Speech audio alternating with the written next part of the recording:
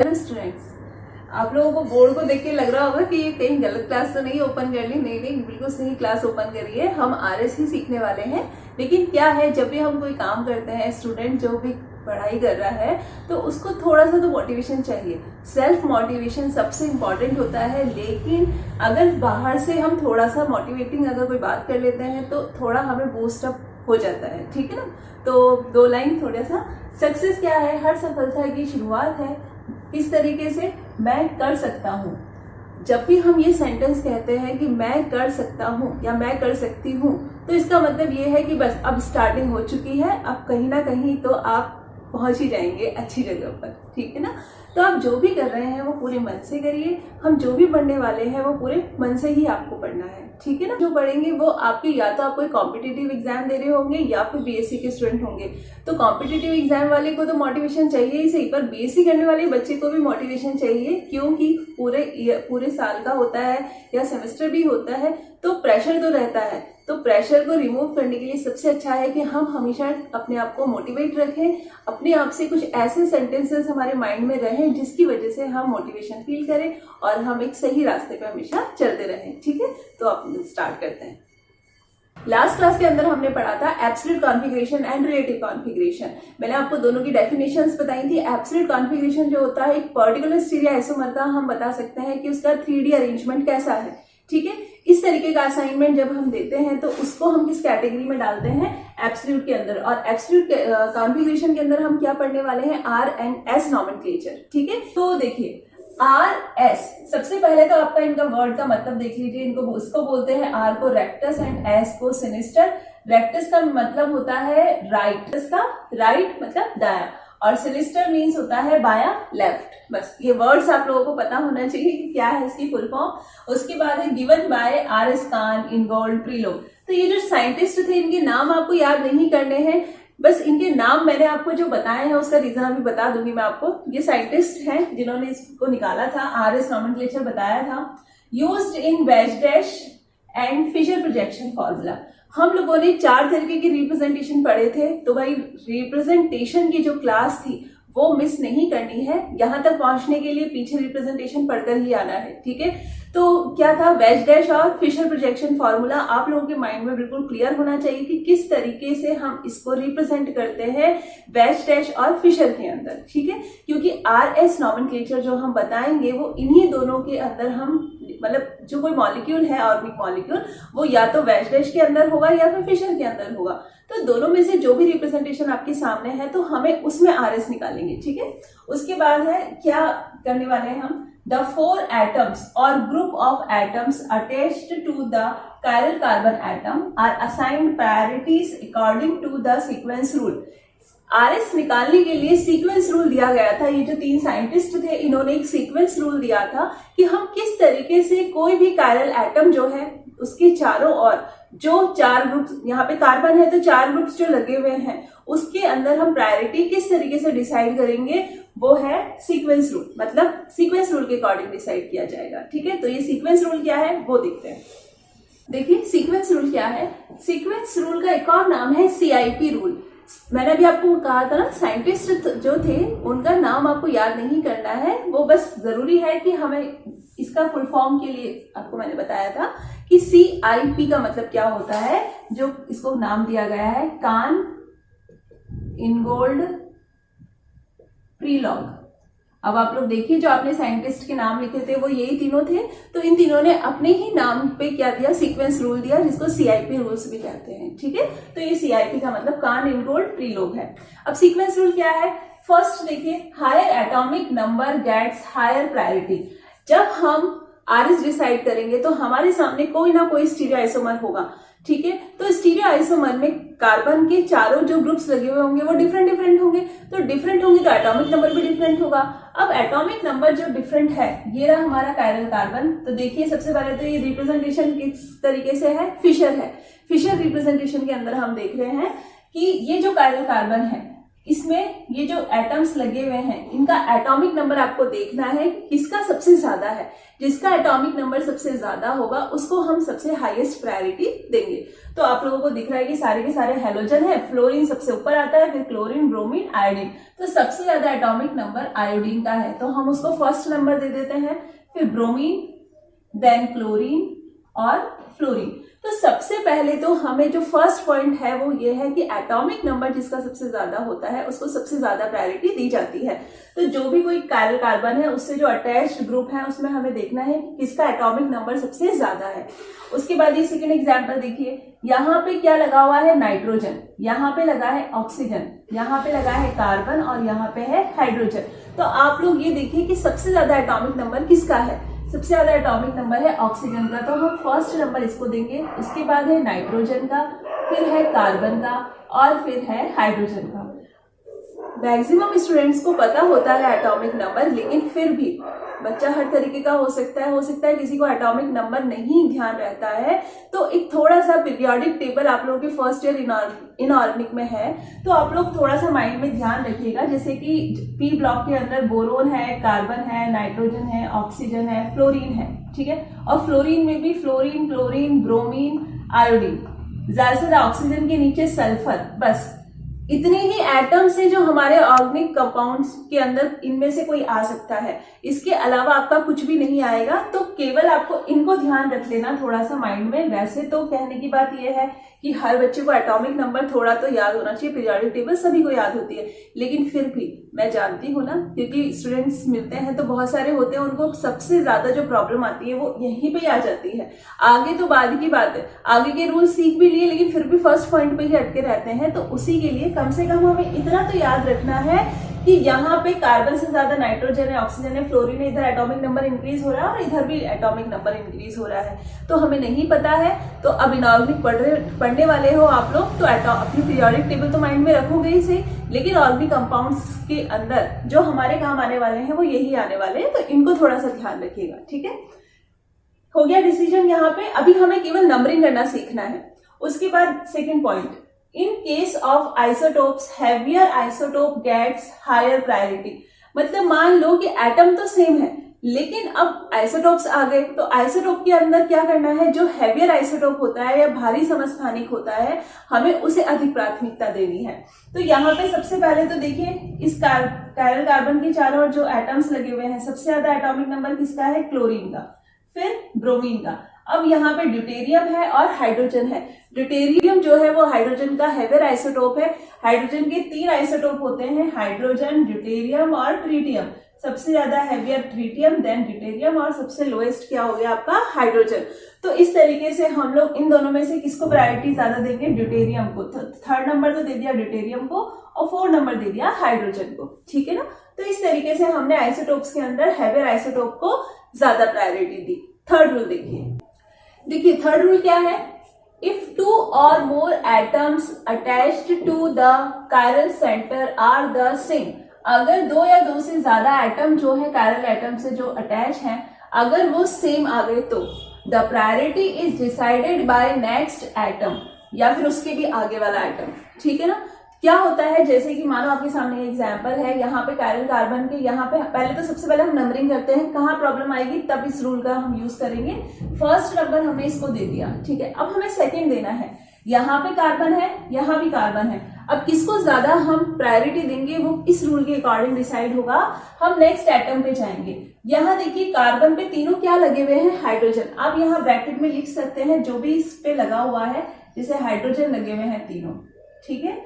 यहाँ पे इस कार्बन पे क्या लगा हुआ है, एक तो कार्बन लगा हुआ है और 2 हाइड्रोजन लगे हुए हैं। तो कार्बन पहले लिखो, हाइड्रोजन और हाइड्रोजन। जो भी आपको डिसीजन लेना है, अगर या तो हमें देखते ही समझ में आ जाता है तो अच्छी बात है, लेकिन हर लेवल का बच्चा है तो आपको ये देखना है जो भी एटम से हम डिसाइड कर रहे हैं उस पर किस तरीके के एटम लगे हुए हैं, उसको हम यहाँ पे सीक्वेंस में लिख देते हैं, ठीक है, इस तरीके से। अब आप देखिए यहाँ पे कार्बन है, यहाँ पे हाइड्रोजन है, बाकी 2 हाइड्रोजन कॉमन है, तो कार्बन का एटॉमिक नंबर ज्यादा होता है, तो इसलिए हमने सेकंड नंबर दिया इसको, और फिर थर्ड नंबर इसको, देन फोर्थ नंबर आ गया। नेक्स्ट एग्जाम्पल देखिए, अगर मान लीजिए इस तरीके से आपके सामने कोई एग्जाम्पल आता है जो कि इस तरीके से पूरा शॉर्ट फॉर्म में लिखा हुआ है, छोटा फॉर्म में लिखा हुआ है। तो आपको क्या करना है, कभी भी आप जल्दीबाजी नहीं करेंगे आरएस निकालने में, क्योंकि क्या होता है आरएस कई बार हमें बहुत अच्छे से आ जाता है, हम ओवर कॉन्फिडेंट हो जाते हैं और उस ओवर कॉन्फिडेंट के चक्कर में हम लोग बहुत इजी सा एग्जाम्पल भी गलत कर देते हैं। तो हमें जल्दीबाजी नहीं करनी है। एक बार के लिए टाइम लगेगा, थोड़ा सा, ज्यादा टाइम नहीं लगता, सेकेंड्स के अंदर ही आंसर आ जाता है, लेकिन फिर भी हमें थोड़ा सा उसको शांति से देखना है, मतलब जल्दीबाजी नहीं करनी है, ठीक है। इसको सबसे पहले आप लोग ओपन कर लीजिए। जब आप नया नया सीख रहे हैं तो सबसे पहले आप इसको ओपन कर लीजिए। 3 CH3 ग्रुप लगे हुए हैं, ठीक है। यहाँ पे C2H5 लिखा हुआ है, इसका मतलब होता है CH2 CH3। तो इसको भी ओपन कर लीजिए। सारा आपको कंपाउंड को अच्छे से ओपन करके लिखना है। यहाँ पे क्या लगा हुआ है, एक कार्बन पे 2 CH3 ग्रुप लगे हुए हैं, तो इसको आप इस तरीके से लिख लीजिए। यहाँ तो H, ये CH3, यहाँ CH3। अब ये पूरा ओपन करके हमने लिख दिया है। अब हम डिसाइड करेंगे। देखिए यहाँ पे सारे के सारे कार्बन लगे हुए हैं, तो कार्बन से तो हम डिसाइड नहीं कर सकते। अब कार्बन के आगे क्या लगा हुआ है वो हमें देखना है, ठीक है। यहाँ पे देखिए तीनों के तीनों हाइड्रोजन लगे हुए हैं, ठीक है। इस कार्बन पे 3 कार्बन लगे हुए हैं, 3 कार्बन लगा दिए। इस कार्बन पे 1 कार्बन और 2 हाइड्रोजन लगे हुए, 1 कार्बन और 2 हाइड्रोजन लगे हुए। इस कार्बन के ऊपर 2 कार्बन और 1 हाइड्रोजन लगा हुआ है, तो कार्बन कार्बन हाइड्रोजन हो गया हमारा काम। अब हमें देखना है कि इस पे तो तीनों कार्बन लगे हुए हैं, जबकि इस पे 1 कार्बन लगा हुआ है, इस पे 2 कार्बन लगे हुए हैं। तो बस प्रॉब्लम सॉल्व हो गई। 3 कार्बन वाले को हम फर्स्ट नंबर देंगे, देन 2 कार्बन वाले को, फिर 1 कार्बन वाले को, और यहाँ पे तो सारे हाइड्रोजन ही लगे हुए हैं, तो ये 4th नंबर दे दिया। तो हमें जब भी हमारे सामने कंपाउंड आता है, हमें फर्स्ट रूल देखना है। सबसे पहले कायरल कार्बन से जुड़े हुए एटम्स में जिसका एटॉमिक नंबर ज्यादा है उसको प्रायोरिटी देंगे। सेकंड, आइसोटोप जो होता है उसमें हेवियर आइसोटोप को देंगे। थर्ड, अगर कायरल कार्बन से जुड़ा हुआ कोई भी एटम जो देख रहे हैं वो सेम है, तो हम नेक्स्ट एटम के अकॉर्डिंग डिसाइड करेंगे। और नेक्स्ट एटम को देखने के लिए हम पूरे मॉलिक्यूल को अच्छे से एनलार्ज करके, ओपन करके हम लोग उसको लिखेंगे। हम कभी भी कंसाइज फॉर्म में, अगर हमको प्रॉब्लम आ रही है डिसीजन लेने में, तो हम उसको कभी भी इस तरीके से डिसीजन नहीं लेंगे, हम उसको अच्छे से ओपन करके लिखेंगे। कार्बन की 4 वैलेंसी होती है, तो चारों ग्रुप्स को लगाने के बाद ही हम डिसाइड करेंगे, ठीक है। Next rule, if multiple bonds are present then treated as follows. मान लीजिए कि आप लोग डिसाइड कर रहे हैं प्रायोरिटी और कहीं पे मल्टीपल बॉन्ड आ गया, तो मल्टीपल बॉन्ड को किस तरीके से ट्रीट करना है वो आप देखिए। मान लीजिए डबल बॉन्ड है, तो डबल बॉन्ड को कैसे आप डिसाइड करोगे। सबसे पहले तो आप इस कायरल कार्बन पे देखिए 4 ग्रुप लगे हुए होते हैं, तो मैंने ये कायरल कार्बन बताया कि ये एक ग्रुप मल्टीपल बॉन्ड लगा हुआ है। अब क्या करना है, इस मल्टीपल बॉन्ड के अंदर आपको इसको सिंगल बॉन्ड में कन्वर्ट करना है। तो जो भी जिस एटम से जुड़ा हुआ है आप उस पे वही एटम जोड़ दीजिए। मतलब ए किससे जुड़ा हुआ है, बी से, तो इस पे बी अटैच कर दीजिए, ठीक है। बी किससे बॉन्डेड है, ए से, तो इस पर ए अटैच कर दीजिए, ठीक है। ये ब्रैकेट से मैंने इसलिए बताया है क्योंकि यहाँ पे वैलेंसी जो होती है कंप्लीट नहीं होती, हम केवल एटम लिखते हैं, ठीक है। आगे देखिए इसको हम किस तरीके से ट्रीट करेंगे। अगर हमें इसे सिंगल बॉन्ड में कन्वर्ट करना है तो पहले तो हम एक बॉन्ड ब्रेक करेंगे। तो एक बॉन्ड तोड़ के हम ए किससे बॉन्डेड है, बी से, तो हम यहाँ पे बी लगा देंगे। बी किससे बॉन्डेड है, ए से, तो हम यहाँ पे ए लगा देंगे। एक बार और हमें इस बॉन्ड को ब्रेक करना होगा, और किस तरीके से हम लिखेंगे इसको। ए जो है वो, ये तो हमने पहले ही लिख दिया था। अब हमने जब एक और बॉन्ड ब्रेक किया तो ये बी से अटैच है और ये ए से अटैच है, ठीक है। इस तरीके से हमने इसको पूरा ओपन करके सिंगल बॉन्ड में कन्वर्ट कर लिया है। अब हम आराम से डिसाइड कर सकते हैं कि ये एटम 2 बी से अटैच है, ये एटम यहाँ पे 3 बी से अटैच है, ठीक है। एग्जाम्पल देखिए, मान लीजिए आपके सामने कार्बन CO ग्रुप है, ठीक है। अब CO ग्रुप को आप कैसे ट्रीट करेंगे कि जो कार्बन है वो ऑक्सीजन से बॉन्डेड है, तो यहाँ पे ऑक्सीजन लगा दिया। ऑक्सीजन कार्बन से बॉन्डेड है, तो हमने यहाँ पे कार्बन लगा दिया, ठीक है। तो अब हमको जब डिसाइड करना होगा तो कार्बन कैसे, 2 ऑक्सीजन से बॉन्डेड है। और देखिए मान लीजिए कार्बन ट्रिपल बॉन्ड नाइट्रोजन है, इसको आपको ट्रीट करना है, तो आप किस तरीके से करेंगे। कार्बन जो है पहले आप एक बॉन्ड को ब्रेक करिए। कार्बन नाइट्रोजन से अटैच है तो नाइट्रोजन लगा दीजिए। नाइट्रोजन जो है कार्बन से बॉन्डेड है तो इस पे कार्बन लगा दीजिए। उसके बाद एक बार और बॉन्ड को ब्रेक करो, तो मतलब पूरा हमको सिंगल बॉन्ड में कन्वर्ट करना है। एक बार और हम इसको कन्वर्ट करेंगे, तो कार्बन नाइट्रोजन से बॉन्डेड है तो हमें यहाँ पे एक नाइट्रोजन और बॉन्ड कर दिया, कार्बन एक और, ठीक है। तो ये आपका पूरा कंप्लीट कन्वर्ट हो गया है किसके अंदर, सिंगल बॉन्ड के अंदर। हमें सिंगल बॉन्ड में कन्वर्ट करना है, जो जिससे अटैच है हमें उसी के वही जोड़ देना है, ठीक है ना। इस तरीके से अगर आप इसको फॉलो करेंगे तो कहीं मिस्टेक नहीं होगी। इसी लास्ट रूल क्या है आपका, lone pair gets lowest priority. Lone pair को सबसे कम प्रायोरिटी दी जाती है। हमेशा हम जो भी कोई आइटम होगा उसी को ज्यादा प्रायोरिटी देंगे। लोन पेयर जो होगा वो सबसे एंड में, ठीक है। जैसे कि मानो आपके सामने एग्जांपल, सबसे पहले तो आपको जो बात ध्यान रखनी है कि ओपन करके लिखना है, ठीक है ना। ओपन करके अगर आप इसको लिखते हैं तो कैसे लिखेंगे, इस तरीके से। आपको हमेशा, लास्ट रूल क्या है आपका, lone pair gets lowest priority. Lone pair को सबसे कम प्रायोरिटी दी जाती है। हमेशा हम जो भी कोई आइटम होगा उसी को ज्यादा प्रायोरिटी देंगे। लोन पेयर जो होगा वो सबसे एंड में, ठीक है। जैसे कि मानो आपके सामने एग्जांपल, सबसे पहले तो आपको जो बात ध्यान रखनी है कि ओपन करके लिखना है, ठीक है ना। ओपन करके अगर आप इसको लिखते हैं तो कैसे लिखेंगे, इस तरीके से। आपको हमेशा स्ट्रक्चर जो भी कोई कंपाउंड का जो भी कोई ग्रुप दिया हुआ है उसको ओपन करके लिखना है। ये आपका पूरा अच्छे से ओपन करके लिख दिया मैंने।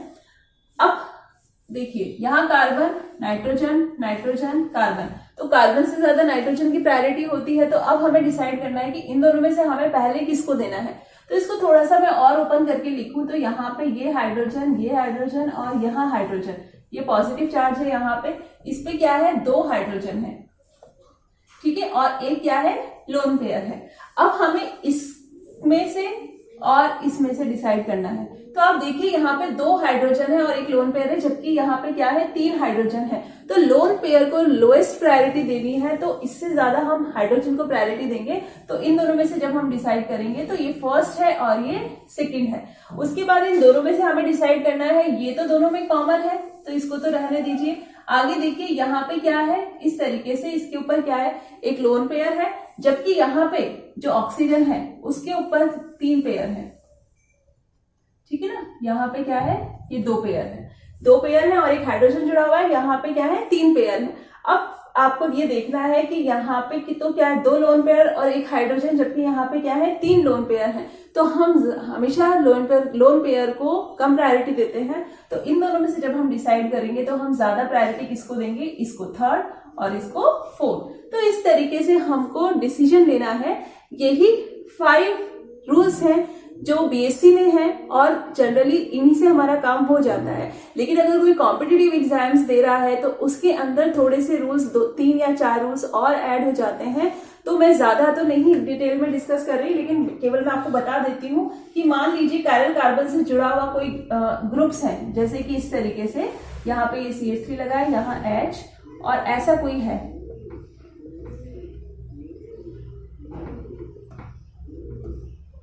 इस तरीके से कोई है।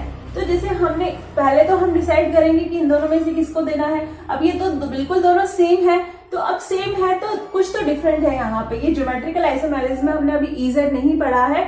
ये वाला जो है ये तो क्या है, आपका सिस है, ठीक है। ये क्या है, सिस, और ये क्या है, ट्रांस।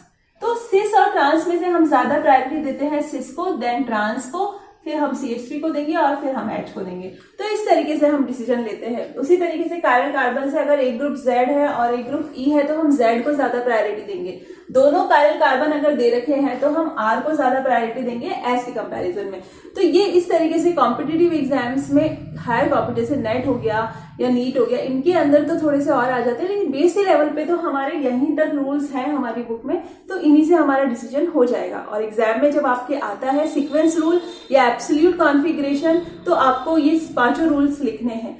अब भी तो हमने केवल इस क्लास के अंदर तो हमने केवल सीक्वेंस रूल ही पढ़े हैं 5। क्या क्या सीक्वेंस रूल थे? फर्स्ट था एटॉमिक नंबर जिसका ज्यादा होता है उसको हम ज्यादा प्रायोरिटी देते हैं। सेकंड, अगर आइसोटोप प्रेजेंट है तो हैवियर आइसोटोप को देते हैं। थर्ड रूल क्या था कि अगर कायरल कार्बन से जुड़ा हुआ कोई एटम या ग्रुप सेम है तो हम नेक्स्ट एटम के अकॉर्डिंग डिसाइड करेंगे। फोर्थ रूल था मल्टीपल बॉन्ड्स अगर आते हैं तो हमें उसे किस तरीके से ट्रीट करना है, वो मैंने आपको बताया। फोर्थ रूल था लोन पेयर जो होते हैं उन्हें हम लोएस्ट प्रायोरिटी देते हैं। ठीक है, तो इस तरीके से हमारे 5 रूल्स हो गए हैं। अभी हमने सीक्वेंस रूल ही पढ़े हैं। नेक्स्ट क्लास जो इसकी आएगी उसके अंदर हम ये डिसाइड करेंगे कि कोई कंपाउंड आपके सामने है तो आप कैसे उसका R और S बताएंगे। ठीक है, तो ये रूल्स आप लोग आज ही इनको अच्छे से लर्न कर लीजिएगा। नेक्स्ट क्लास में एग्जाम्पल्स करते हैं। Okay, thank you.